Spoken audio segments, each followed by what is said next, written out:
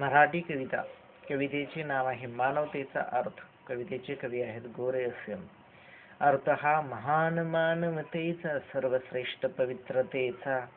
अर्थ हो मानसिकीचा, मानवतेतील श्रेष्ठ गुणांचा. परिविचार नाही मनांचा, अभाव मात्र माणुसकीचा. माणूस बनला दुर्गुणांचा, वाईट विचारी भावनेचा. ना अर्थ रे मानवांत मानवतेचा, सर्व झाला तो दानवतेचा. नसती ते मानव असते दानव, असती पशुसम, बुद्धी वाकडी शेपटी सम. मानवासी पाझर फुटला लोभाचा, लोभ तिथे कमी पडेल पशुकुत्र्याचा.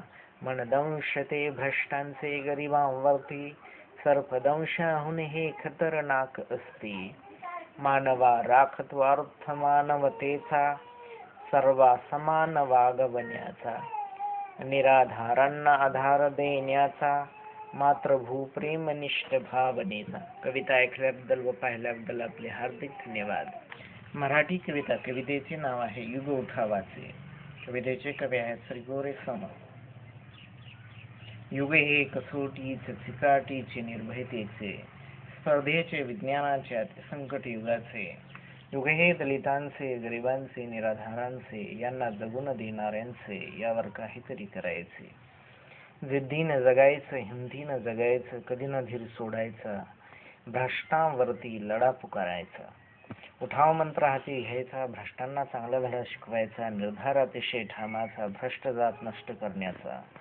बनवू युग हे उठावाचे, असत्याचा संहार करण्याचे, गरिबांना आधार देण्याचे, परार्थांसाठी जगण्याचे.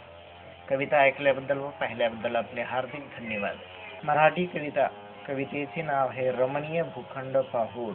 कवितेचे कवी आहेत गोरे एसएम.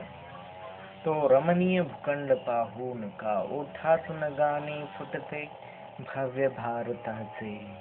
या कर्तव्याखंड जागून का आज हे भान हरवते प्रेम भावनेचे. आज लोकांमध्ये मिसळून का फुलकीचे गोड नाते येतात जुळून. जगतामध्ये हिंडून का नाते प्रत्येकांशी जुळते विश्व बंधुत्वाचे.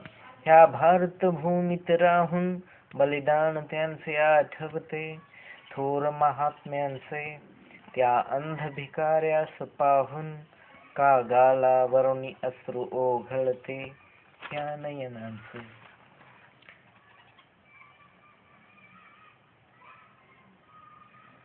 प्रेम कुणाशी करून का हृदय समरस होते प्रेमी हृदयांचे.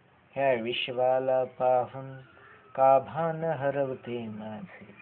सवरील कविता ऐकल्याबद्दल व पाहिल्याबद्दल आपले हार्दिक धन्यवाद.